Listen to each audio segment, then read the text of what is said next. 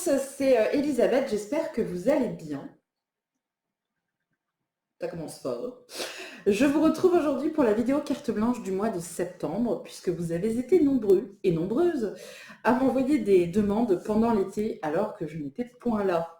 Donc forcément, il faut que je récupère le retard. Donc j'ai repris toutes les demandes qui ont été faites depuis, je crois, mi-juillet.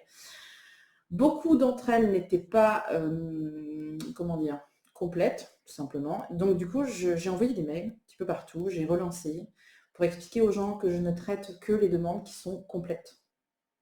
Et quand il y a une vraie demande, parce que s'il n'y a pas de question, il n'y a pas de réponse. Si la question n'est pas claire, je ne peux pas avoir une réponse claire. Donc voilà, j'ai fait du tri. Et nous allons commencer tout de suite, parce que nous avons un petit peu de boulot, avec Gaëtan. Où es-tu, Gaëtan?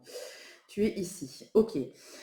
Donc Gaëtan, tu m'as posé une question de voyance parce que tu vas te faire licencier, c'est prévu.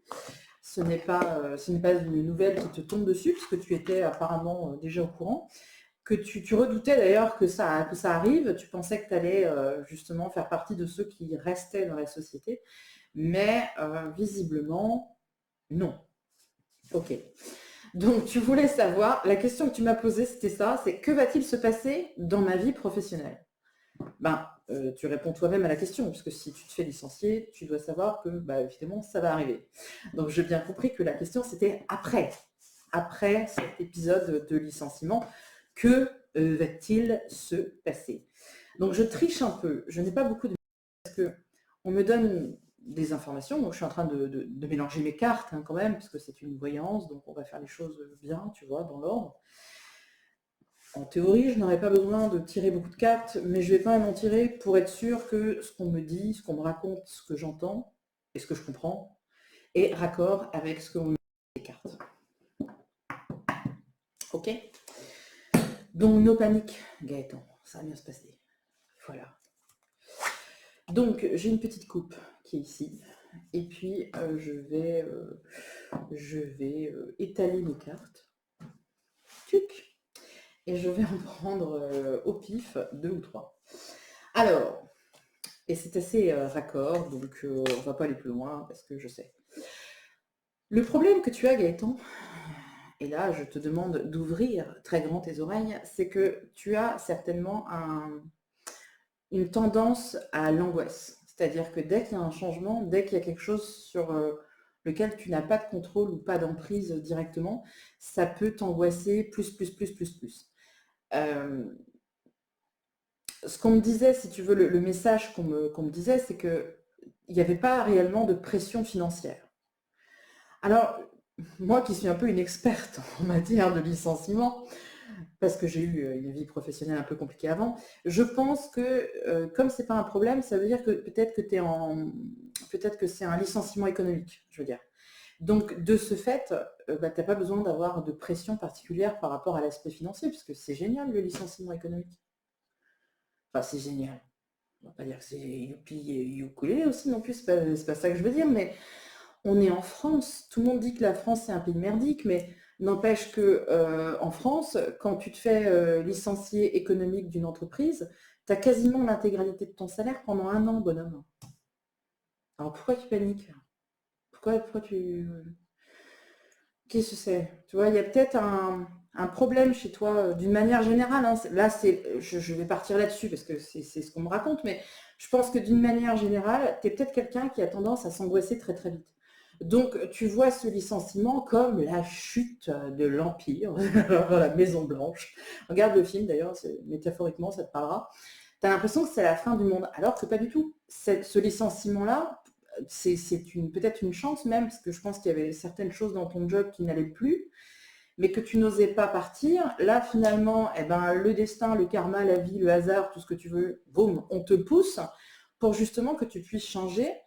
On est toujours en France, donc youpi, tu as accès à la formation, tu peux faire des bilans de compétences, tu peux faire plein de choses. C'est un espèce une occasion, en tout cas ça apparaît comme ça dans tes cartes, c'est une occasion de faire le bilan un petit peu de ta situation et de savoir qu'est-ce que tu as envie de faire. Dans tes cartes, on me parlait d'une activité qui t'obligeait certainement à faire des déplacements. Chose qui n'est pas forcément facile, on va dire, avec ta vie de famille. Il doit y avoir quelque chose qui fait que c'était de plus en plus compliqué de bouger, de se libérer et d'avoir aussi le côté familial où tu dois être présent. Donc, je ne serais pas étonnée qu'il y ait une grossesse. Je ne serais pas étonnée qu'il y ait... je peux me planter, hein, si je me trompe, mille excuses, mais je ne serais pas étonnée qu'il y ait un nouveau critère familial qui du coup t'oblige un petit peu à être beaucoup plus à la maison, beaucoup plus présent, et que c'était quelque chose justement qui devenait difficile dans ton activité. Donc au final, cette cassure, elle apparaît comme étant une opportunité pour que tu puisses te former et faire autre chose. Par contre, si avant tu étais dans un domaine commercial, là il apparaît que tu serais plus dans un domaine administratif ou gestion. Donc peut-être que tu peux changer ou peut-être que tu peux revenir. Ah, si tu as déjà fait ce genre de choses par le passé, peut-être que tu pourrais revenir à cette activité-là. En tout cas, je ne peux pas te dire que c'est négatif parce que pour le coup, c'est une très bonne opportunité. Et je vais interroger mon autre petit jeu de cartes pour savoir sur quelle période, puisque c'est ça qui te panique. Savoir qui, quoi, quand, comment, pourquoi, mais où. Où ça ne change pas parce que tu ne changes pas de lieu. D'accord? Donc, ne va pas paniquer. Et dans les cartes, tu vois, ça apparaît sur le printemps. Donc, le printemps 2022 qui arrive là. Donc, le printemps dans les cartes correspond entre le mois de mars et le mois de juin. Donc, tu as une période à peu près de 3 mois où tu as un nouveau contrat et une signature. C'est possible même que ce soit une place ou une embauche dont tu aies connaissance grâce à un ami ou un contact, on va dire, assez intéressant.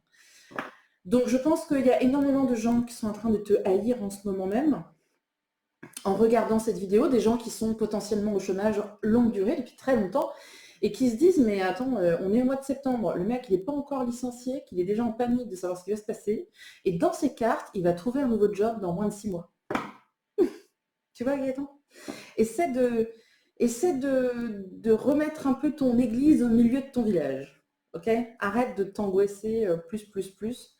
Et essaye de calmer ta tête qui t'envoie dans des probabilités qui n'arriveront certainement jamais.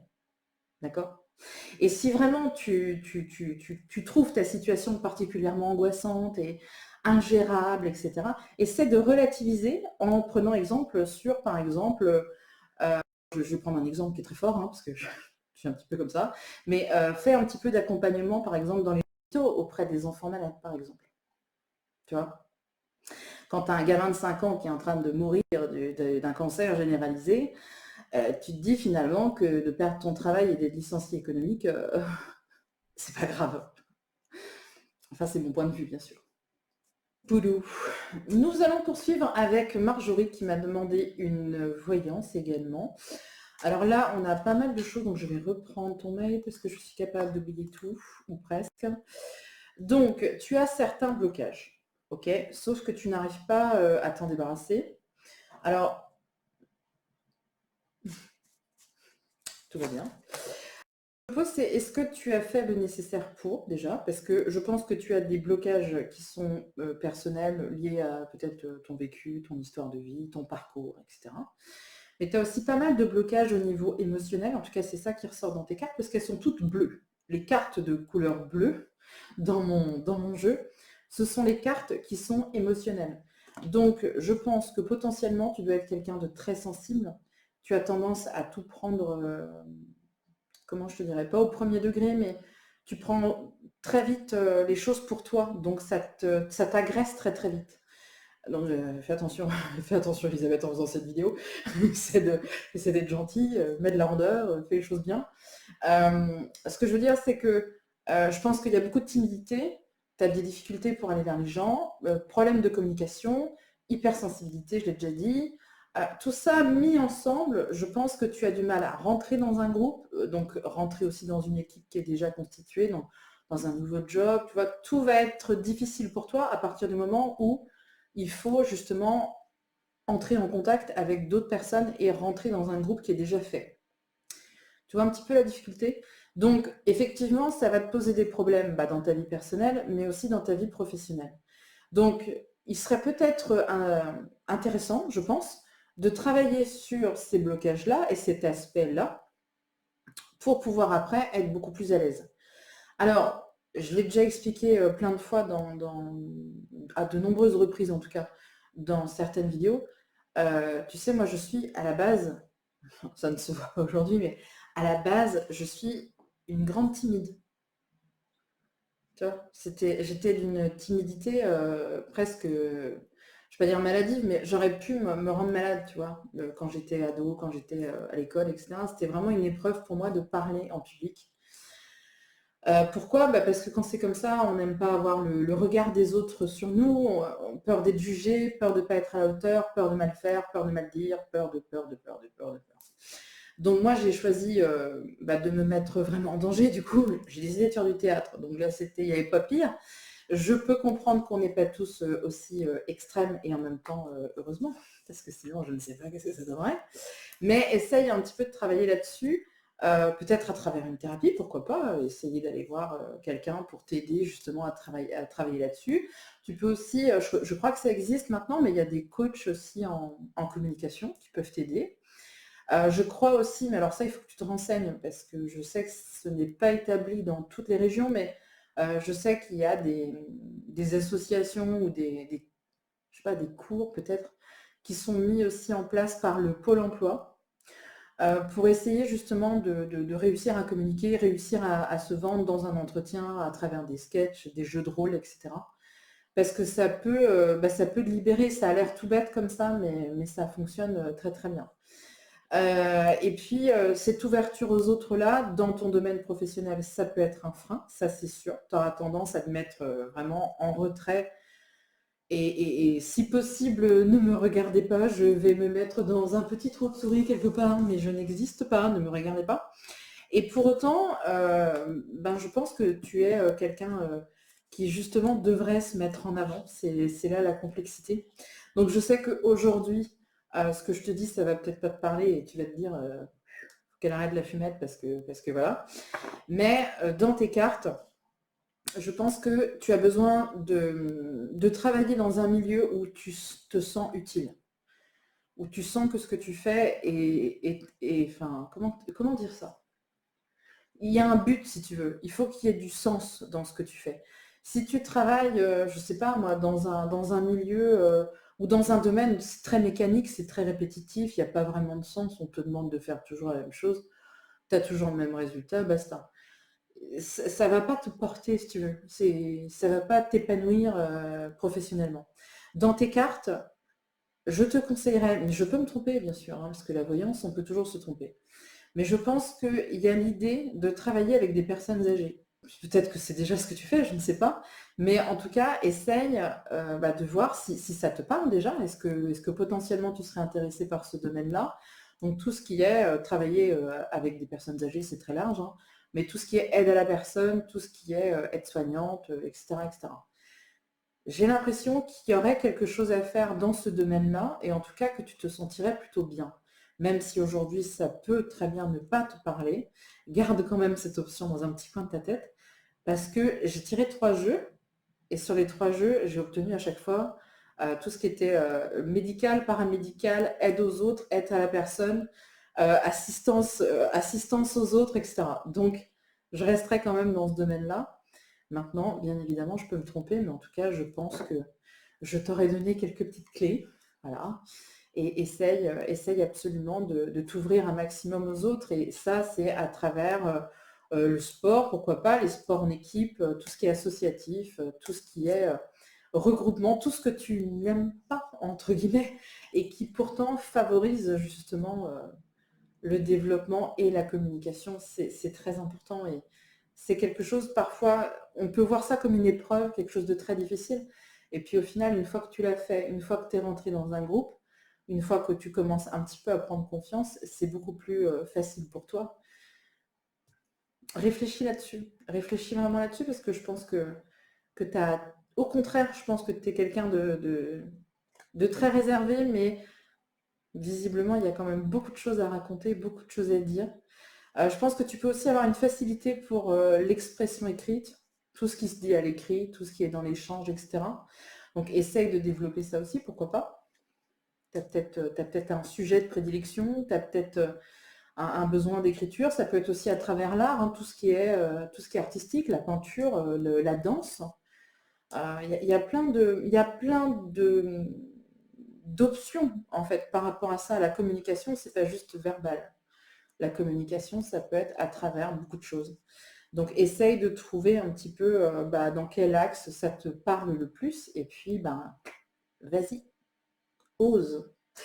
Nous allons poursuivre. Je me marre toute seule. Il ne faut pas que je dise le prénom. Ok, très bien. Ah oui. Donc, nous allons poursuivre avec Jennifer. Et là, pas de blague. Concentration énorme. Parce qu'il s'agit d'une question de santé. Donc, on déconne pas. On déconne pas. On essaye de faire les choses bien. Donc, Jennifer, pour le coup, ouais, ta carte, elle est là. Ok, ok, ok, ok. Donc, tu m'as posé une question par rapport à ton fils, parce que ton fils a un problème de santé. Voilà, on va rester assez vague hein, pour ne pas donner plus d'infos. Et donc, tu aimerais bien avoir... Ah oui, alors attends, parce que tu m'as envoyé 2 mails. Alors, du coup, je vais être obligée de jongler. Tu aimerais bien savoir si, bien sûr, ça va être résolu et un petit peu comment. Et tu avais 2 options par rapport à ça. Et j'ai un petit peu rigolé, mais bon, c'était pas méchant. Hein. Mais c'est parce que tu m'as fait premier mail, deuxième mail. Et du coup, dans tes écrits, tu fais un peu thèse, antithèse, synthèse, toute seule. Donc je me disais, mais à quoi je sers? Au final, elle a fait question, réponse, tout en même temps. Mais je comprends très bien que quand on est dans des situations comme ça, c'est très compliqué. Je l'admets, surtout qu'on essaye de faire le mieux pour nos enfants. Et quand il y a un pépin de santé, là, pour le coup, c'est grave. Et on déconne pas avec ça. Donc, la question que tu me posais, c'était est-ce qu'on va plus aller vers un spécialiste d'un côté que d'un autre spécialiste? D'accord? Donc, moi, la réponse que je vais te donner, en prenant bien sûr en compte que je peux tout à fait me tromper. La voyance, ce n'est pas une science exacte. Il y a des fois, je me trompe. OK? Sauf que pour moi, il faudrait passer par une opération. Il ne faut pas attendre. Donc, je sais qu'il y avait 2 options. Soit un côté, on attend et on voit comment ça se passe. Soit on prévoit une chirurgie. Si tu attends, tu prends l'option où on attend, eh ben, tu vois, regarde, attends, je vais te faire un petit retour caméra. Si tu prends l'option de, allez, on attend. Alors, c'est ici. Donc, on attend. Non, c'est pas ça, c'est ça. Je vais y arriver. Donc, on attend. Donc, il y a les consultations médicales. Ok, très bien. C'est clair, il n'y a pas de souci. Et de là, on attend. Donc, si on attend, d'un côté, tu es un peu apaisé. Donc, au final, ça va. Ça se passe. Tu te dis, bah non, on attend. Donc, au final, on verra bien. Au petit bonheur, la chance. Par contre, le jeu, quand on attend, il dégringole. C'est-à-dire que très vite, j'ai les conflits, j'ai tout ce qui n'est pas bon. Au final, ça serait une opération qui pourrait arriver en urgence. Alors que si on fait l'opération prévue, donc j'ai l'indicateur de temps, on ne le voit pas bien. Hop là, c'est l'hiver, d'accord, dans les cartes. Et là, pour le coup, si jamais il se fait opérer et si jamais c'est bien prévu, bien planifié, pardon, ça se passe très bien. Donc au final, est-ce qu'il faut mieux attendre en sachant que tu peux avoir une opération brutale et en urgence où tu serais absolument pas préparé? Ou est-ce qu'il vaut mieux planifier les choses en se disant, bah oui, effectivement, on va prévoir une opération et ça va se passer correctement parce qu'on aura le temps de se préparer. Et pour le coup, dans les cartes, l'opération est un succès.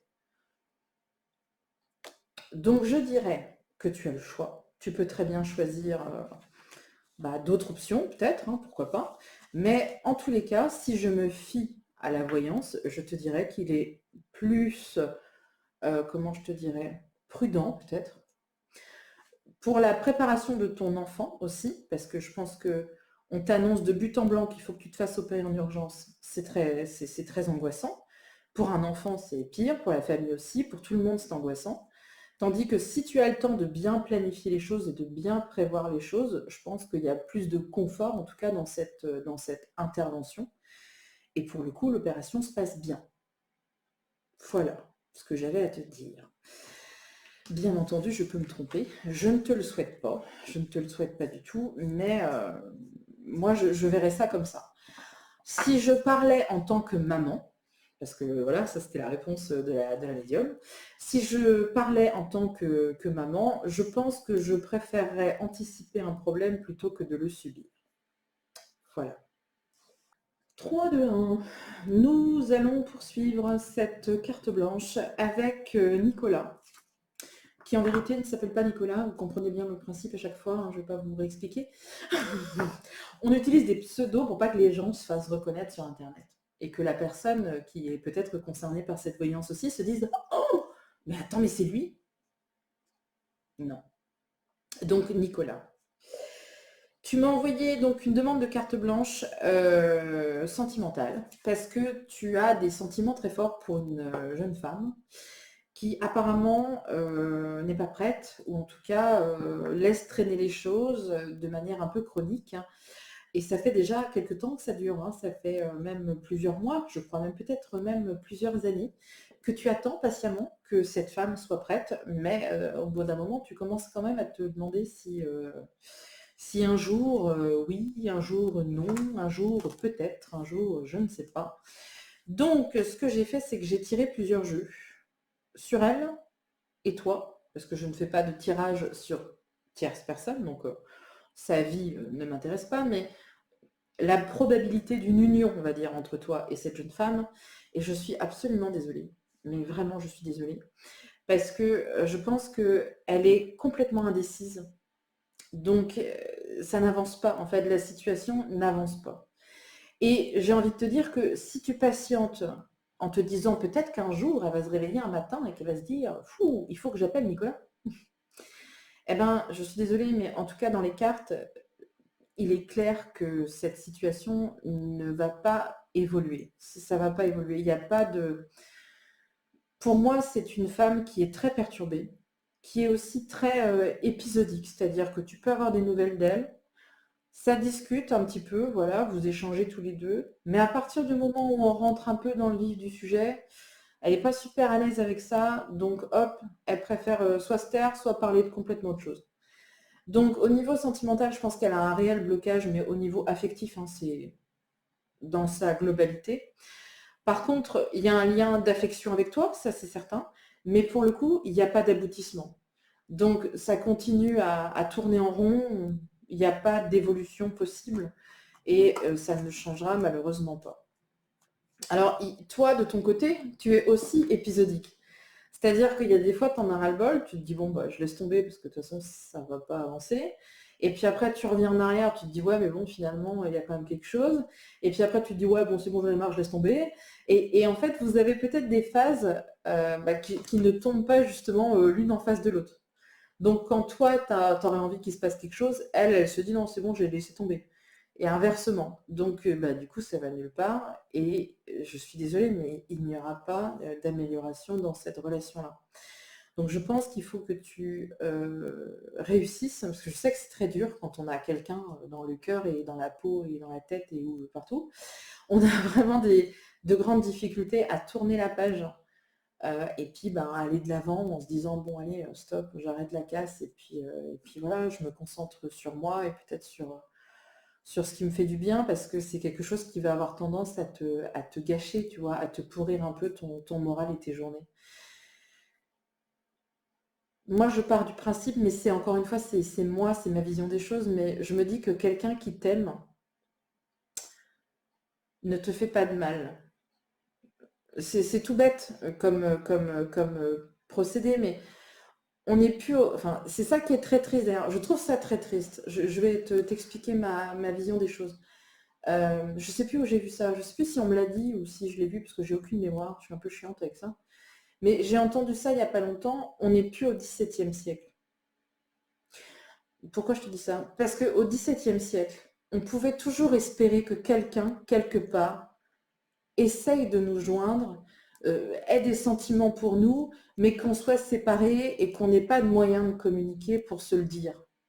Tu vois? Mais aujourd'hui, justement, on a des moyens techniques énormes. On ne peut plus dire à quelqu'un qu'on ne peut pas le joindre. À part, bien sûr, si tu pars faire un raid sur l'Amazon et que tu n'as pas de réseau. Bon, bah là, je peux comprendre. Mais je veux dire, aujourd'hui, tu peux pas dire à quelqu'un, bah, j'ai jamais retrouvé ta trace. Bah, tu rigoles, quoi. Les réseaux sociaux, et, tu tapes le nom de quelqu'un sur Google, tu le trouves tout de suite, quasiment en 2 liens, tu l'as trouvé. Donc, tu ne peux plus prétendre, en fait, que tu n'as pas pu trouver les moyens de dire à quelqu'un que tu l'aimais ou tu peux pas prétendre que tu peux pas rejoindre quelqu'un. Enfin, je veux dire, ça marche plus, ça. Donc, quelqu'un qui t'aime vraiment ne te laisse pas partir avec une autre. Quelqu'un qui t'aime vraiment, l'amour, c'est ça normalement. L'amour, c'est quand tu en crèves de pas voir la personne, quoi. Que tu pourrais parcourir des centaines de kilomètres à pied, dans le froid, dans la glace, avec des engelures et tout, que tu te dis, mais non, mais je l'aime tellement, il faut que je la voie. C'est ça, en fait, l'amour, le vrai amour, c'est ça. C'est quand on aime de manière inconditionnelle et irrationnelle et qu'on ne peut plus se passer de la personne, sinon on a envie de mourir, quoi. Mourir d'amour pour quelqu'un, c'est merveilleux. Ah, pas mourir physiquement, mais c'est métaphorique tout ça. Mais et je pense que là, tu t'es peut-être projeté dans une union, enfin dans une vision, une projection, parce que on n'est pas du tout, il n'y a pas de sentiment d'amour, tout ça, il y a pas dans cette relation-là. Donc, essaye vraiment de te questionner, de te remettre en question, et puis de prendre le temps aussi de guérir de cette relation qui n'a pas abouti, avec tous les sentiments qui vont avec, hein. Prends le temps, parce que ça c'est intéressant et c'est très important, je pense, pour la suite. Et puis après, le jour où tu seras prêt, essaye de repartir dans quelque chose d'autre. Parce que tu es quelqu'un qui est quand même très sentimental. Tu es un garçon très sentimental. Je pense que tu as besoin de beaucoup d'amour. Tu as besoin de beaucoup donner, mais tu as besoin de beaucoup recevoir aussi. Donc, essaye de trouver une personne qui puisse te donner ça. La réciprocité dans la relation, c'est très important pour toi. Donc arrête de te faire du mal, et en tout cas c'est le conseil que je te donnerais, même si j'aurais voulu te dire quelque chose de bien, mais je peux pas, je peux pas, je peux pas. Je suis désolée. En tout cas, je te souhaite le meilleur à venir, et puis je te souhaite plein de bonheur et plein d'amour dans tes futures relations. Je suis un peu perdue. Il y a une bête. Qu'est-ce? Je sais pas. Euh, je suis perdue. Je suis perdue. Alors, on va essayer de se retrouver. Donc, le principe, c'était de faire une voyance sur Adi. Donc Adi, qui est un peu perdu sur différents axes.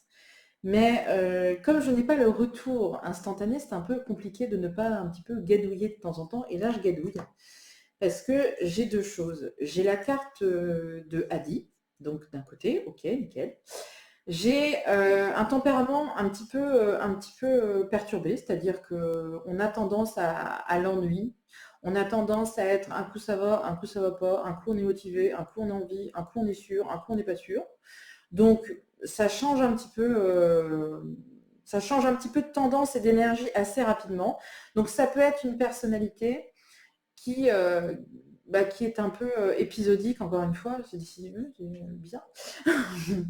Non, t'aurais pas un mec qui s'appelle Nicolas, toi, des fois?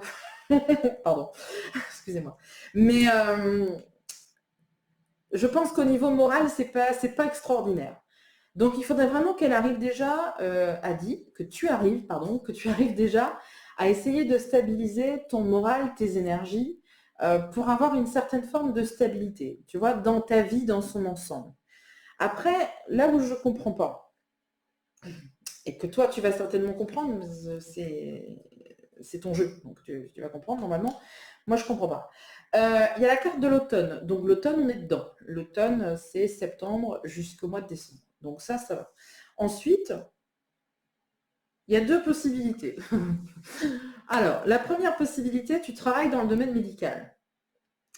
Et là, je dirais qu'on est plutôt bien, si c'est le cas.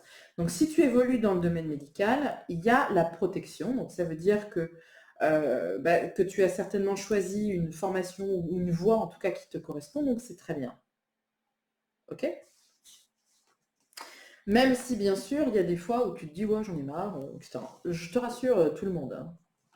Tout le monde. Il y a pas, je connais personne, moi, qui va au boulot tous les matins en faisant un roux, en se disant ouh, c'est super, j'adore mon job. Non, c'est pas vrai. Il y a des jours où tu l'aimes bien, il y a des jours où tu te dis oh, fais chier. Voilà. Donc si c'est ça, c'est nickel. Par contre, si tu ne travailles pas du tout dans le domaine médical, là, je m'interroge et je ne comprends pas. Donc, on va partir là-dessus. Si tu ne travailles pas dans le domaine médical, ça peut être un souci de santé. Donc, c'est pour ça que je fais gaffe à ce que je dis, parce que ça peut vraiment être tout et son contraire. Donc, dans le doute, je te dirais quand même de faire un petit bilan de santé, un petit check-up, un petit quelque chose. Il y a la protection dessus, donc si c'est un problème de santé, ce ne sera pas grave, il n'y aura pas de grosses problématiques à régler. J'aurais tendance à penser qu'on est dans le domaine médical, mais comme d'habitude, je peux me tromper. Ok. J'ai une deuxième indication de temps, c'est le printemps. Donc tu vois, entre là et le printemps, il y a quelque chose qui arrive à sa fin, il y a quelque chose qui se termine. Donc ça peut être la fin d'une formation, ça peut être la fin d'un cursus, ça peut être la fin de pas mal de choses. Et pour autant, tu repars dans quelque chose. Donc j'ai l'impression que tu finis peut-être tes études ou que tu finis une formation, mais que pour autant, il y aura après ça, il y aura encore une autre formation ou peut-être un contrat, un nouveau contrat ou si tu, par exemple, admettons que je vais rester là-dessus, si tu travailles dans le domaine médical, c'est possible que tu changes par exemple de service, ou que tu changes d'étage, ou que tu changes d'équipe, ou que tu changes de quelque chose. Mais pour autant, c'est quand même bon. Donc au niveau professionnel, si c'est bien ça, je dirais que c'est plutôt bon. Ça veut dire que tu arrives en fin de course, entre guillemets, de ta formation, et que derrière, il y a encore quelque chose de positif qui arrive. Maintenant, si tu ne travailles pas du tout dans le domaine médical, là, pour le coup, je t'encourage à faire un petit bilan de santé, des analyses, je ne sais pas moi, prise de sang, etc., etc., etc., bilan sanguin, bilan hormonal, bilan tout ce que tu veux. Il y a peut-être quelque chose, mais qui n'est pas grave. Donc, il ne faudra pas que tu paniques. Et à côté de ça, il y a un petit souci de stabilité. Donc, je sais très bien que je te dis ça alors que tu as un problème de stabilité. Donc, ne va pas paniquer. S'il te plaît, relativise.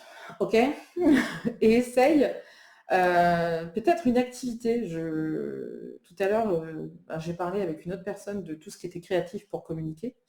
Essaye, toi, par contre, de faire sortir toutes les énergies que tu as en toi à travers une activité sportive. Toi, va, je sais pas, ou danse, va à la Zumba, va faire de la Zumba. Voilà, c'est ça mon conseil. Parce que tu as tendance à prendre beaucoup de choses sur toi. C'est un peu cocotte minute, donc tu prends, et puis au bout d'un moment, tu es en saturation. Et quand tu es en saturation, ben, tu exploses un petit peu au vol, donc on ne comprend pas toujours pourquoi tu exploses à ce moment-là. Ça peut nuire à tes relations sentimentales. Si tu n'es pas stable, bah, la personne qui va partager ta vie, bah, il a intérêt d'être bien accroché parce que un coup ça va, un coup ça va pas, un coup j'ai envie, un coup tu m'énerves, un coup tu vois. Donc déjà que c'est pas facile de comprendre les femmes tout le temps, si en plus tu n'es pas stable au niveau émotionnel, je pense que très vite un homme peut lâcher l'affaire. Tu vois. Et je rebondirais, parce que je suis un peu une tarée, je rebondirais sur le fait peut-être que tu peux avoir un déséquilibre hormonal.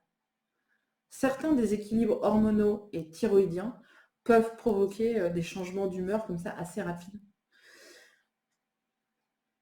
Je t'envoie dans une réflexion, je ne suis absolument pas ni psy ni médecin, mais en tout cas dans tes cartes, c'est un petit peu ça, un petit peu cette tendance-là que je te transmets, donc je te la donne. Mais la situation n'est pas catastrophique, pas du tout, c'est juste, tu sais, tu as des personnes, en tout cas de mon point de vue, quand ils n'arrivent pas à se satisfaire de quelque chose, n'importe quoi ils vont vivre, que ce soit professionnel, amoureux, personnel, etc., ce ne sera jamais suffisant, ce ne sera jamais bien.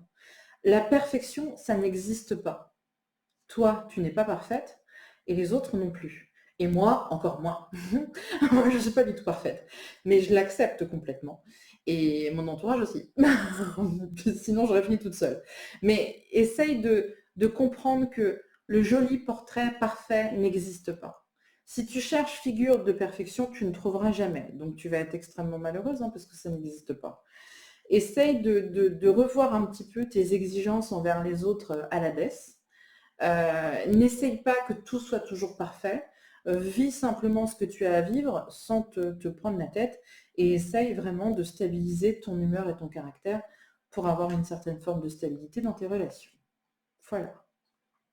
Ensuite, j'ai réalisé le bilan énergétique. Alors, qu'est-ce qu'un bilan énergétique? J'ai une personne qui m'a demandé ça il y a quelques jours. Où est-ce que j'ai mis le mail? Ici. Ok, donc il y a quelques jours, j'ai parlé de ça à une personne. Il m'a dit, mais Elisabeth, qu'est-ce que c'est que ça? Tu parles tout le temps de bilan énergétique. En quoi ça consiste? Qu'est-ce que c'est?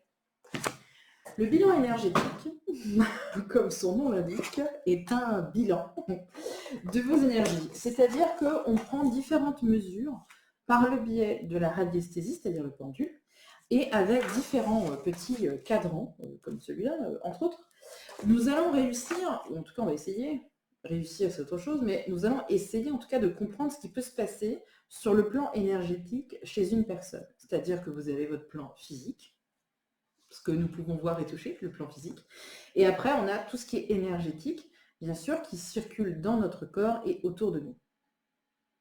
Donc, pour faire un petit peu comment je dirais, la présentation du cas de Philippe, donc Philippe a été voir plusieurs magnétiseurs, des voyants, des marabouts, comment ça s'appelle, des chamans avec des têtes de trucs sur la tête, enfin bref. Et donc Philippe, on lui a trouvé plein de trucs. Alors, il y avait plein de choses qui n'allaient pas, il y avait des entités, il y avait des travaux occultes, il y avait plein de choses qui n'allaient pas. Et donc Philippe a payé des soins énergétiques, il a payé plein de choses pour essayer de se débarrasser de tout ça. Et donc,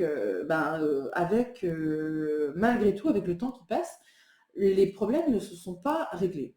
Et Philippe pense que ces problèmes énergétiques sont toujours là. Donc, la démarche de cette carte blanche, c'était de me demander de faire un bilan énergétique, chose que j'ai fait à l'écrit, que je lui ai envoyé par mail ce matin, je crois, ou hier, pardon, pour lui expliquer tout simplement que Philippe n'a, pour ainsi dire, aucun problème énergétique. Voilà. Donc, le taux vibratoire, bon, il n'est pas mauvais, il n'est pas excellent, mais bon, il est quand même, on va dire, dans la normale, quasiment dans la normale, même si c'est une moyenne basse, mais il est quand même pas très loin de la bonne moyenne. Il n'y a pas d'entité, il n'y a pas de troubles énergétiques, il n'y a pas de larves, de choses comme ça, de résidus énergétiques, il n'y a pas de travaux occultes. Voilà, donc j'ai testé ensuite l'équilibre des chakras, les fameux chakras. Donc effectivement là c'est un petit peu le bazar, il y en a un qui est de côté, il y en a un qui est ici, il y en a un qui est là-bas, mais en même temps on n'a jamais expliqué à Philippe comment travailler sur ses propres énergies, donc forcément il sent que c'est un peu le chaos, mais il ne sait pas comment le résoudre. Donc voilà. Mais j'ai eu beau chercher et chercher, il n'y a rien d'anormal, en tout cas, chez Philippe. Parce que le dérèglement, ou en tout cas le désalignement des énergies, comme nos énergies sont toujours en mouvement, forcément, un coup ça va, un coup ça va pas. Il suffit que vous ayez quelque chose dans la journée qui vous ait agacé ou quelque chose qui vous touche personnellement, émotionnellement, forcément vos énergies vont réagir en fonction. Mais en tout cas, quand on a un taux vibratoire aux alentours de 18 000, 20 000, on ne peut pas dire qu'il y a des entités, on ne peut pas dire qu'il y a des travaux occultes, on ne peut pas dire qu'il y a des traces ou des résidus de magie, etc. Donc, j'ai échangé après par échange de mails avec Philippe pour lui expliquer tout ça, bien sûr. Et puis, j'ai senti, et c'est terrible parce que c'est quelque chose qui revient souvent, donc il ne faut pas se prendre ça personnellement, Philippe. C'est pas du tout ça, mais parfois, quand on dit à quelqu'un, non, en fait, il n'y a aucun problème énergétique ou d'ordre paranormal chez vous, parfois, il arrive que la personne en face soit légèrement déçue en se disant merde, vous êtes sûr, j'ai pas une entité qui traîne quelque part? Ben non, il n'y en a pas. Ah bon? Comment ça se fait que je suis bloquée dans ma vie alors? Il y a peut-être d'autres raisons, je sais pas. Tout n'est pas paranormal en fait. Et quelqu'un qui a des problèmes de morale, un petit peu comme Philippe, bah, ça s'appelle des épisodes dépressifs, en fait. Donc, c'est pas lié à des entités, c'est pas lié non plus à de la magie. Alors, Philippe m'a fait sourire parce que dans un de ses mails, il m'a mis pourtant, j'ai eu des problèmes avec mon voisin. Ah ben oui, mais vous pouvez avoir un souci de voisinage, c'est pas pour autant qu'il va vous coller un sort à travers la haie pour régler le problème. Il y a des gens qui passent par voie d'huissier, en fait, et d'avocat. Non, je rigole, je pense un petit peu de manière un petit peu pour dédramatiser la situation, mais c'est vrai que ben, vous pouvez avoir plein de problèmes dans votre vie qui sont tout à fait logiques, normaux, pardon, et qui ne sont pas liés à quelque chose, une activité paranormale, parapsychique, occulte, ésotérique. Voilà, on va carrément prendre la porte ouverte à tout, l'ésotérisme. Donc non, je suis désolée, il y a certains problèmes qui ne se règlent pas avec des soins énergétiques. Il y a des situations qui réussissent à se dénouer par d'autres manières que par des travaux occultes, et heureusement d'ailleurs, parce que sinon on serait grave dans la merde, on peut le dire. Voilà. Donc Philippe, pour le coup, il n'y a absolument rien d'anormal, ou en tout cas de paranormal chez toi. Et essaye peut-être de dresser le bilan de la situation, encore une fois, pour essayer de comprendre pourquoi tu es arrivé là, quels sont les éléments qui ont favorisé tout ça, et qu'est-ce que tu peux faire aujourd'hui pour sortir de tous ces blocages-là, peut-être étape par étape, mais en tout cas pour essayer de déterminer un petit peu un fil rouge de progression et d'évolution dans ta situation globale. Voilà. Nous allons poursuivre avec Christelle qui m'a fait beaucoup rire. Et je vais reprendre son mail avec grand plaisir. Il est où? Attends, je l'ai noté quelque part. Ici. Alors, Christelle, donc tu m'avais déjà posé, je crois, une carte blanche que je n'avais pas traitée parce que c'était pas suffisamment clair. Il n'y avait pas réellement de questions, donc il n'y a pas réellement de réponse. Voilà, c'est un petit peu comme ça que je fais maintenant. Et donc, du coup, tu m'as renvoyé un mail en disant, écoute, je pense que ça peut être une demande de guidance ou une demande de voyance ou une demande de quelque chose. Ok, je suis tout oui. Et tu me disais, est-ce que je vais bientôt faire une rencontre amoureuse durable qui me corresponde vraiment? En voilà une question qui est bonne. Et tu me disais que tu avais beaucoup de mal à allier ta vie spirituelle et ta vie sentimentale. La spiritualité prend énormément de place dans ta vie et tu ne rencontres pas d'homme intéressé ou suffisamment ouvert à la spiritualité pour pouvoir te projeter dans une relation, on va dire, sérieuse et de long terme. Donc, la première question, c'était ça. Quand est-ce que? Ok. Donc, j'ai posé la question. J'ai la réponse, Christelle. J'ai la réponse. Je vais te faire patienter un petit peu. Et en deuxième question, tu me disais comment moi, tu disais comment vous, non, tu me tutoyais, Christelle, t'inquiète. Comment toi, Elisabeth, tu arrives à allier les deux, c'est-à-dire ma vie sentimentale et ma vie spirituelle? Eh bien, je te dirais, Christelle, je réponds d'abord à ta question ou pas? Non, je vais répondre d'abord à la deuxième question, parce que je suis un petit peu taquine. Tout simplement, il faut comprendre que notre vie, par exemple, en tant que médium, tu vois, j'ai ma vie spirituelle, ok, tout ce que je fais, mes travaux, mes conférences, mes séminaires, les réseaux sociaux, YouTube, Facebook, etc. Donc ça, c'est une première chose. Et à côté, j'ai ma vie personnelle, avec ma famille, mes enfants, mes proches, mes amis, etc. Tu vois? Bon.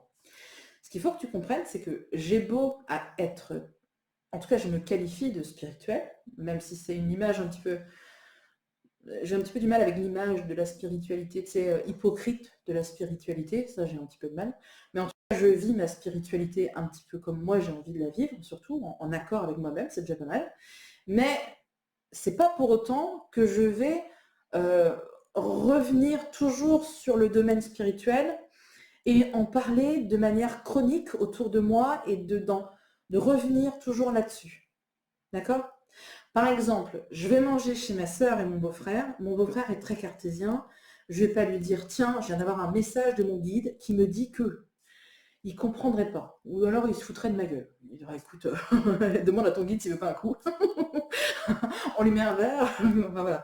Donc, ça ne marcherait pas, si tu veux. Je pense que si je ramenais mes croyances de manière perpétuelle dans mes relations, que ce soit privé, amical, etc., je pense que très vite, les gens me diraient, écoute, tu nous emmerdes, tu vois. Mais ça serait normal. Je vais te donner un autre exemple. Mon mari, il travaille dans la mécanique. Il répare des voitures, enfin il répare pas, mais il gère une équipe pour réparer des voitures, il travaille dans la mécanique, les voitures, machin, et ça. Bon. Imagine que tous les jours, il me parle de bagnole, à moi. Mais je m'en fous des voitures. Enfin, je veux dire, moi, ma voiture m'intéresse que quand elle roule. Si elle ne roule pas, c'est le drame, comme beaucoup de gens. Mais je trouverais ça lourd, en fait, que tout le temps, quelqu'un t'emmerde avec un sujet qui ne te passionne pas. Je peux tout à fait comprendre. Donc, je pense qu'il faut réussir à trouver un équilibre juste dans tout, dans toutes les choses. L'excès n'est pas bon. Donc, moi, c'est sûr que si j'avais eu quelqu'un dans ma vie qui aurait complètement balayé mes croyances et qui m'aurait dit, écoute, tout ça, c'est des conneries, j'y crois pas, j'aurais pas fait ma vie avec. Ça, je pense que c'était certain. Je pense que ça. Mais pour autant, tu vois, j'ai de très bons amis qui sont plutôt cartésiens et qui sont pas forcément branchés. D'ailleurs, étonnamment, est-ce que j'ai des amis qui sont vraiment à fond là-dedans? Je crois pas. Je crois pas, non, non, non, non. J'ai des amis qui sont curieux, qui me posent des questions sur certaines choses où c'est un peu, tu vois, c'est un peu obscur. Il y a certaines choses, tu fais pas trop la différence, la voyance, la médiumnité, l'astrologie. Enfin, tu vois, il y a tellement de choses, on voit tellement de praticiens partout maintenant que je pense que les gens ont une certaine curiosité. Mais moi, dans mes repas du samedi soir, quand je vais dîner chez des amis, je les emmerde pas avec leur guide spirituel, quoi. Ou avec leur mort. Encore pire.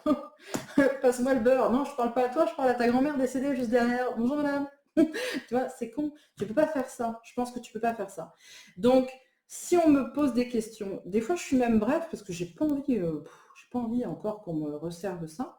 Ça fait tellement partie de ma vie qu'il y a des fois j'ai pas envie. Et puis je respecte aussi les croyances des autres. C'est pour ça que de partager un repas avec quelqu'un qui est athée, par exemple, qui ne croit en rien, ça ne me dérange pas. Partager un dîner ou un moment ou une soirée ou je sais pas quoi avec quelqu'un qui ne croit pas du tout au domaine spirituel, je m'en fous, ça ne me dérange pas. C'est vrai que dans la vie de tous les jours, c'est plus compliqué parce que tu vis plein d'événements et du coup, les gens qui sont avec toi, qui t'entourent, ils le vivent aussi. Donc c'est sûr que là, si tu es avec quelqu'un qui est complètement fermé à la spiritualité, très vite ça va pas matcher. Mais comme moi, peut-être que si j'avais fait ma vie avec quelqu'un qui était passionné je sais pas moi, de voitures, moi, si mon mari avait été excessivement passionné par les voitures et qu'il aurait mangé voiture, dormi voiture et machin, je lui aurais dit, écoute, t'es mignon, mais voilà, c'est comme toutes les passions. Tu sais, tu as un sketch d'ailleurs, un sketch de Florence Foresti. Je te conseille, tu vois, c'est vachement bien, j'adore Florence Foresti. Elle fait un sketch à un moment donné sur justement les relations hommes-femmes. Et elle dit, très souvent, on craque pour quelqu'un parce qu'il a une particularité qu'on adore. Par exemple, dans le sketch de Florence Foresti, elle dit à un moment donné, elle a flashé sur un mec qui était sportif. Donc au début, tu trouves ça super, le mec il est sportif, il prend soin de lui, il fait attention, il fait plein de sports, week-end randonnée, week-end golf, week-end machin, week-end bateau, tu te dis oh là là c'est génial, c'est super en chose. Mais 6 mois plus tard, tu te rends compte que ça t'emmerde que le mec qui soit tout le temps en train de faire du sport et qui se lève à 6h du mat le dimanche matin pour aller courir dans les bois. Ça t'emmerde, tu vois.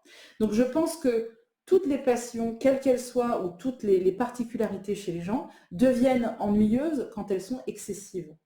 Mais par contre, si tu arrives à couper complètement, et à profiter de l'instant d'un repas, tu vois, avec légèreté, en parlant complètement d'autre chose et en arrêtant de rester peut-être buté de manière excessive sur le domaine spirituel, eh ben, je pense que c'est beaucoup plus harmonieux finalement, une relation. Donc tu vois, moi si je regarde, ouais, c'est vrai que les relations amicales que je peux avoir, j'ai pas de gens qui baignent là-dedans H24, quoi. Non. Puis moi j'aime bien justement fréquenter des gens qui sont assez terre à terre, qui sont assez ancrés, tu vois, dans la terre. parce que je me dis que ces gens-là, c'est un point d'ancrage. D'avoir des gens autour de nous qui sont un peu sceptiques, qui sont vraiment dans la matière, très cartésiens, etc., ça permet de ne pas s'envoler. Je sais très bien que si un jour je commence à dériver et à parler de trucs pas possibles, très vite, mon entourage, crac, ils vont me remettre sur la terre en me disant bon, t'arrêtes de dire des conneries maintenant, tu te réveilles, ok? Tu vois? C'est hyper important. J'ai été longue, mais je pense que c'était important. Et concernant ta première question, tu me demandais quand est-ce que, ou est-ce qu'il y allait avoir une possibilité de rencontre. Donc dans tes cartes, il n'y a pas réellement de problème, il n'y a pas réellement de blocage pour rencontrer quelqu'un. Maintenant, effectivement, c'est vrai qu'il faut que tu sois en phase. Donc ça, t'es assez tranché en plus, hein. C'est que tu rencontres quelqu'un, c'est oui, c'est non, quoi. Hop, voilà, c'est non, crac, tranché, vite, allez hop, terminé, on n'en parle plus. Donc sois peut-être moins tranché dans tes relations aussi. Travaille l'excès, hein, finalement. Et puis dans tes cartes, il y a un indicateur de temps entre le mois de mars et le mois de juin l'année prochaine. Je note d'ailleurs que sur cette période-là, il y a pas mal de choses qui se mettent en place chez les gens. On est dans un flux de création, hein, si on parle spirituel. Mais c'est pareil, tu vois, c'est une relation qui peut être très bien, mais il faut qu'elle soit bien faite et bien abordée. Donc ne pars pas encore dans la spiritualité, etc. Essaye de doser ça pour que ça ne vienne pas justement. Peut-être que tu pourrais voir des signes alors qu'il n'y en a pas. Peut-être que tu pourrais dire bah tiens, je pense que je le sens pas, donc c'est pas bon. Il s'intéresse pas à mon chakra racine, donc je laisse tomber. Euh, tu vois, essaye d'apporter peut-être un peu plus de tempérance et d'ouverture aussi, bien sûr, dans cette future relation. Parce que c'est vrai que si tu ne fais pas attention, si tu repars dans les mêmes excès, ça ne marchera pas. C'est vraiment, moi je me dis ça, hein, si on essaye 10 fois et qu'on a 10 fois l'échec et 10 fois le même résultat, c'est qu'on n'agit pas bien. Il y a un truc qui est pas bien. Et je pense qu'il faudrait que tu apprennes un petit peu la tempérance dans tes activités, dans tes relations amoureuses, dans ta façon d'être, dans ta façon d'être un peu moins tranchée, etc. Par contre, si jamais tu mets de la tempérance, en tout cas dans cette relation-là, ça peut être une relation très bonne et très sincère.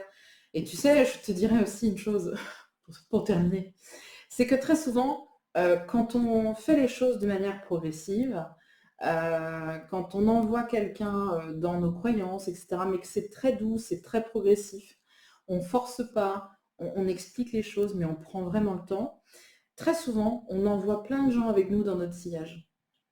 Mais par contre, si c'est trop brutal, si c'est trop agressif, si c'est trop tranché, les gens ils font un pas en arrière, ça les intéresse. Donc, essaye de faire comprendre aux personnes qui sont autour de toi ou dans tes prochaines relations que tu peux très bien avoir des passions, mais qu'il n'est pas obligé de les partager. Ça s'appelle le respect. C'est tout. Alors, comment dire? Je sais pas. Kate, tu m'avais envoyé donc une demande de carte blanche, mais il y avait plein de choses en fait dans cette demande de carte blanche, donc j'ai choisi de partir sur ta question d'ordre familial. D'accord? Puisque donc tu me disais qu'il y avait des soucis un petit peu avec ton mari, c'est un petit peu compliqué pour réussir à dialoguer, à se faire comprendre surtout. Hop, oh, pourtant, ça j'aime pas ça quand on me fait ça. Hop, bon voilà.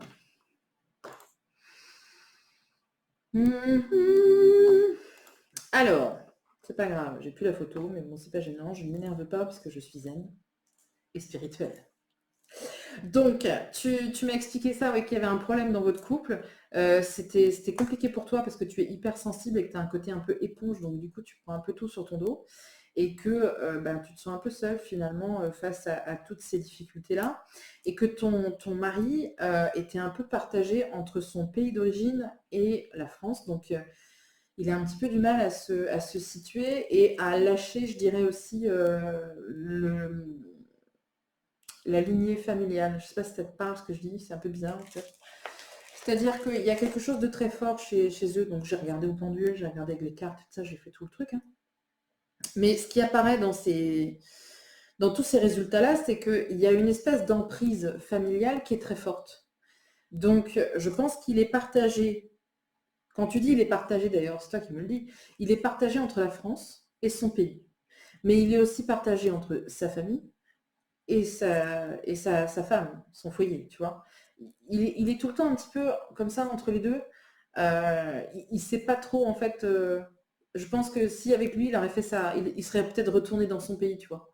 Faire sa vie là-bas, pour être avec sa famille, vraiment regrouper le foyer et la famille au même endroit.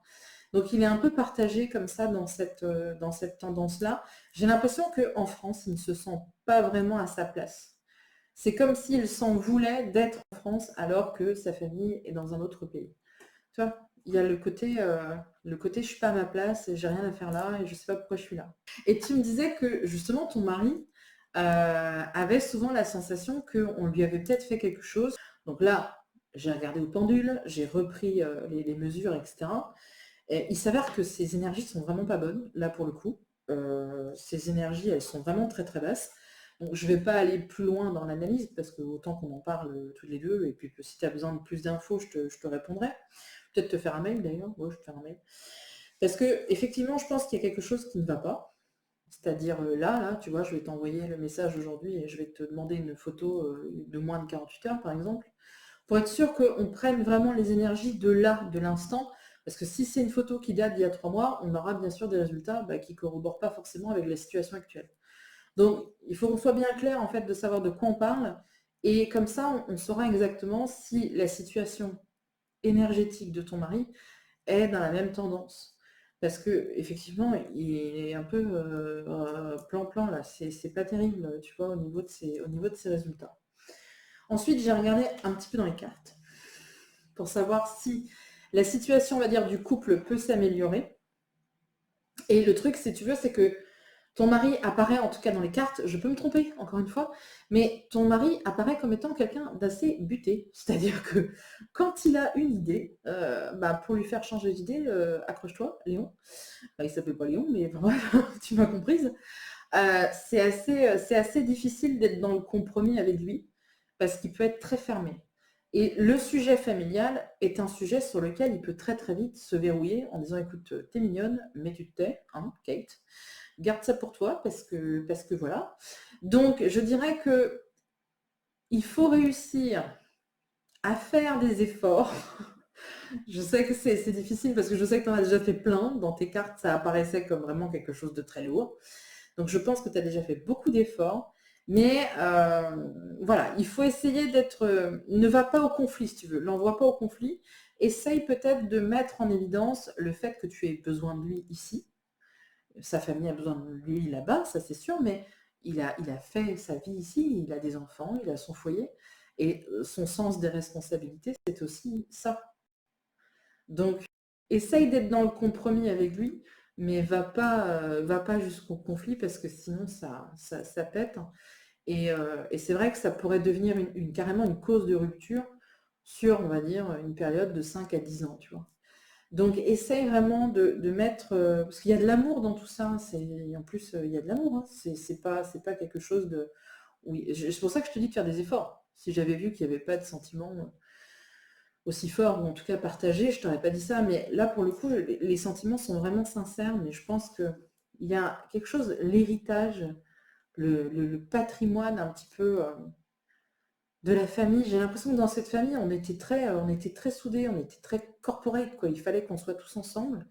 Et c'est comme s'il s'en voulait d'être parti. Donc je pense que lui a plus un problème de place qu'autre chose. Mais pour autant, si tu mets de la rondeur, si tu essayes de faire des compromis, ça peut très bien fonctionner. Mais si tu vas au frontal, là, ce serait effectivement très compliqué. Je vais te relancer pour la photo et puis on se tient au courant pour le bilan énergétique. Alors, je suis en train de réaliser un petit tirage de cartes pour Marie. Pour Marie. Bon, écoute, c'est bon. Alors, Marie, pour faire un petit peu le pitch, hein, comme on dit, donc tu souhaites demander, essayer de situer le truc. Tu vas essayer de passer en fait à mi-temps ou en tout cas d'alléger ton temps de travail parce que tu as un plan B, tu as une autre activité. Et pour essayer de te concentrer sur cette seconde activité-là, tu aimerais alléger ton job principal. Et la question que tu me demandais, c'est est-ce que ça va se faire et comment mon patron va prendre cette bonne nouvelle qu'il va falloir qu'il se passe de moi. Et je te dirais que tu es plutôt dans une bonne prédisposition pour que ça se fasse parce que, alors, tu vois, j'ai deux choses en fait. J'ai le côté financier qui peut aussi te contrarier, c'est-à-dire que bah, forcément tu vas perdre d'un côté, mais est-ce que ça vaut le coup? Parce que si tu gagnes pas de l'autre côté, au final tu auras un manque. Alors sur le côté financier, il ne faudra pas que tu t'inquiètes parce que pour le coup c'est plutôt bon. Et sur le côté, on va dire travail, ben ça va aussi. Alors d'un côté, si tu veux, tu as ton activité principale où ça marche plutôt bien, tu as une rentrée d'argent qui est stable et régulière et il n'y a pas de souci. Et de l'autre côté, tu as ton activité secondaire, je dirais, qui va peut-être financièrement t'apporter bah, pas autant que tu le souhaiterais au début, d'accord? Donc ça va pas non plus être la ruée vers l'or, mais il faut que tu continues quand même. C'est doucement, mais sûrement. Et là, sur le côté, sur le timing, je dirais que tout se joue sur l'automne. Donc, je ne sais pas si tu en as déjà parlé à ton boss, si tu as prévu de lui en parler, mais le délai, il est très court puisque nous sommes en automne. Donc, je pense que ça, c'est quelque chose qui se fera avant la fin de l'année. Et développe bien ta deuxième activité. C'est un petit conseil que je te donne. Parce que, mais je pense que sur le long terme, tu pourrais très bien te lancer dans ta deuxième activité, tu vois. Mais par contre, il faut vraiment que tu communiques énormément pour que tu puisses gagner bien ta vie, en tout cas que ce soit confortable pour toi. Et je pense que le côté financier, tu peux très bien te dire, ouais, bon, bah voilà, je gagne un petit peu ma vie, mais c'est pas non plus le truc, c'est pas, c'est pas, voilà. Alors qu'en fin de compte, tu pourrais très bien en vivre. Mais sur le long terme, hein, je te dis pas que tu vas faire ça la semaine prochaine, hein. Mollo dans le ventilo, hein. Pas du tout. Mais juste, je te dirais, on va dire entre 2 et 5 ans, si tu veux te lancer complètement dans cette deuxième activité, si tu fais bien les choses et si tu prépares bien les choses, ce sera tout à fait possible. Mais c'est vrai qu'il faut que tu t'en donnes les moyens. Donc, ta question, je dirais que oui, ton patron va accepter cette démarche. J'ai l'impression qu'il a déjà beaucoup accepté. Donc, il fait beaucoup de concessions. Mais j'ai l'impression que tu présentes bien les choses. J'ai l'impression que quand tu arrives, tu as déjà tellement bien préparé ton discours qu'au final, ben, il va te dire oui. Voilà, donc je te dirais de faire ça et puis de bien communiquer sur cette deuxième activité pour que tu puisses bah, réussir à équilibrer en fait la perte d'un côté pour gagner de l'autre, etc., etc. Mais tu es une femme intelligente. Je te connais. Je sais que tu es très intelligente, que tu fais les choses. Que tu fais les choses généralement avec intelligence, sensibilité aussi, parce que tu es très intuitive. Donc je sais que tu suivras le tempo. Quand tu sentiras, toi, que ce sera le bon moment, je suis certaine que tu prendras les meilleures décisions. En tout cas, je ne suis pas vraiment inquiète et tes cartes sont en ce sens également. Et puis tu vois, dans l'oracle de G, alors je vois pas bien, si, on voit, tu vois, c'est les coupes de champagne là. Ça veut dire qu'il y a un truc qui va se fêter. Pam, pam. Et pour l'occasion, nous allons changer de jeu. Je vais terminer cette carte blanche avec Anita. Anita m'a posé une question d'ordre, comment dire, c'est de la voyance. Disons que tu projettes, si j'ai bien compris, tu projettes d'acheter un terrain qui était à la base familial, mais que bah, tu veux racheter, en fait, tu veux racheter les parts à tes frères et sœurs. Donc, pour avoir ce terrain-là et donc construire quelque chose. Et donc, tu me demandais, est-ce que ça va se passer? Voilà.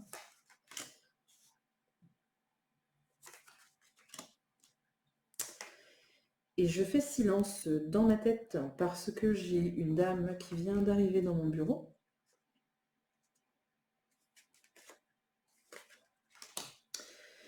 qu'il y a eu un problème à la tête. Donc soit, moi je pense que c'est cérébral pour le coup, parce que c'est un petit peu comme si j'avais... Donc j'éteins. Non, j'ai un prénom. Ah, c'est quelqu'un qui a dû avoir qui a dû faire un AVC. Parce que elle parle comme ça. Et c'est pour ça que je parle comme ça. Elle a appris à reparler. Elle parle en saccade comme ça. Le prénom c'est Marie. Marie. Mais elle a peut-être appris à parler avec ses mains. Je vais me calmer, pardon. Je commence à partir loin, moi. Alors, est-ce lié ou pas du tout? Ben si.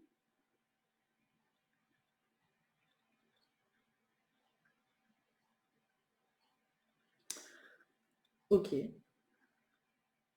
Donc, je vais essayer de rassembler tout ça. Donc, toi, Anita, oui, mais parce que sinon, moi, je comprends pas tout après. Alors, on va essayer de... Ok. Donc, Anita, tu as ce projet-là. Bon, écoute, tu sais quoi, Anita? On va le faire comme ça vient, ok? Donc, en principe, bah, c'est compliqué de faire de traiter un truc comme ça parce que j'ai des gens qui me parlent, ok? J'ai des voix dans ma tête. Je vais pas bien. C'est un peu compliqué. Et en même temps, je suis en train de te faire ta voyance. Donc, il y a plusieurs choses dans ton problème. Le problème, si je comprends bien, donc déjà, il y a une succession. Je pense que la personne qui est là, ça devait être ta mère ou ta grand-mère. Parce que on parle de terrain et boum, elle arrive. Donc, est-ce que ce terrain-là n'appartenait pas justement à ta grand-mère qui est possiblement décédée il y a peu? Moi, l'information qu'on me dit, c'est que c'est très récent, parce que je pense que c'est il y a moins de 3 mois. Donc, c'est assez court quand même. On discute beaucoup dans cette famille, donc on ne doit pas être d'accord sur la succession, comment ça se passe, qu'est-ce qui s'est passé. En plus, et ça, c'est pas de bol, j'ai quelqu'un qui revient. Donc, c'est possible que dans la fratrie, non, me dit-on, c'est ton mari. Je comprends plus rien. C'est ton mari, ok. Donc peut-être que tu étais en couple et qu'il était parti, il t'a peut-être quitté et il revient. Et c'est comme si on ne voulait pas que tu fasses l'acquisition de ce terrain parce que peut-être dans ta vie sentimentale, c'est compliqué. On me confirme que c'est à peu près ça. Donc, toi, ta question à la base, c'était est-ce que tu vas pouvoir acheter ce terrain? Ben, disons qu'on va te mettre un petit peu les bâtons dans les roues, puisque on va favoriser en tout cas la vente de ce terrain, puisque tu étais certainement séparé, que monsieur revient. C'est un petit peu comme si toi, tu étais bloqué entre ton compagnon qui revient et qui était parti, et ta famille qui te dit mais pourquoi tu le reprends? Toi, c'est un peu ça c'est un peu ça la tendance.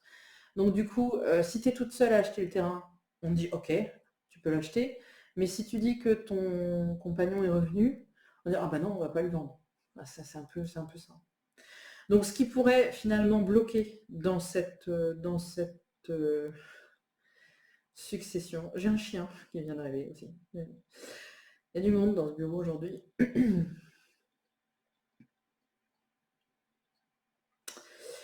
Qu'est-ce que je disais? Je sais plus. Dans ce dossier, oui, qu'est-ce qui pourrait bloquer? C'est justement bah, ce monsieur qui revient. Alors, si je puis me permettre, je peux me tromper, hein, parce que moi je ne sais même pas que tu étais marié ou en couple ou je sais pas quoi, je n'ai pas connaissance de ça, donc je ne connais absolument pas ce monsieur, je ne connais pas. Sauf que je pense que c'est une relation quand même un petit peu tumultueuse, on va dire, entre toi et cet homme-là. J'ai l'impression que ça t'a coûté déjà beaucoup, humainement, énergétiquement. J'ai l'impression que c'est une relation voilà, un coup ça va pas, encore une fois, mais réfléchis bien en fait aux options qui sont présentes là. Est-ce que au final, je réfléchis à haute voix, hein, ne m'en veux pas, mais est-ce que au final, si tu en as la possibilité, pourquoi ne pas acheter ce terrain toute seule? Tu vois? Parce que j'ai l'impression que c'est pas la première fois qu'il te fait ça. C'est pas la première fois qu'il s'en va. C'est un peu une girouette affective, ce monsieur. Euh, donc au final, est-ce que ça vaut le coup d'investir quelque chose avec lui, puisque tu sais pertinemment comment il est? Tu vois? Je vais pas donner plus raison à tes frères et sœurs et à la famille que pas du tout. Mais tu vois, j'ai quand même l'enfermement dans cette relation. Donc ça veut dire que bah, tu fais beaucoup de concessions, tu essayes en tout cas de faire un maximum pour que la situation avance, que la relation évolue. Mais en fin de compte, c'est toujours un cercle vicieux, quoi. Ce que tu entreprends et ce que tu essaies de construire, bah, monsieur a tendance à tout casser et à partir. Et puis bah, 6 mois après, il revient, toc toc, oh, je me suis un peu emporté, excuse-moi, allez, viens, on remet ça. Et puis c'est pas la première fois, donc au final, d'un côté, ta famille, elle voit ça d'un mauvais œil, forcément, sans jeu de mots, mauvais œil, mots, pardon, c'est pour dédramatiser. Et puis, de l'autre côté, on a l'impression aussi que monsieur revient lorsqu'il y a quelque chose d'intéressant qui se passe, quoi. Donc, je suis assez partagée. J'ai une grand-mère qui est aussi très partagée, qui est là. Euh, donc, je te dirais grande prudence par rapport à ce projet et essaye de prendre information auprès d'un notaire ou consulter un notaire, c'est gratuit à partir du moment où il n'y a pas d'acte, hein. C'est-à-dire que tu peux aller très bien prendre rendez-vous 10 fois avec un notaire. Bon, il va peut-être se lasser au bout de 10 fois, mais tant qu'il n'a pas écrit d'acte, rédigé d'acte, tu peux très bien prendre conseil. Tu peux aussi prendre un conseiller juridique, hein, pourquoi pas. Il y en a dans les communes maintenant. Il y a des permanences comme ça avec des anciens juristes qui peuvent vous apporter des informations. Ça serait quand même assez intéressant de faire les choses avec prudence pour te protéger un maximum. D'accord? Je te dis pas qu'il va repartir, mais je ne serais pas étonnée qu'il le fasse. Donc, fais attention à ce que tu signes, fais attention à tes projets dans leur ensemble, parce que c'est vrai que de miser comme ça sur une personne qui peut te planter du jour au lendemain et te laisser toute seule si jamais ça tourne mal, ben c'est pas super sain en fait comme relation. Mais bien sûr, je peux me tromper, tout à fait. Je me trompe parfois. Je ne peux pas le nier, c'est vrai. Je ne suis pas un robot. Voilà. Je vais m'arrêter là. Je vous remercie en tout cas très sincèrement de m'avoir regardé. On se retrouvera probablement fin octobre pour la nouvelle vidéo carte blanche. Je vous souhaite à tous une excellente soirée. Je vous dis à bientôt. Salut.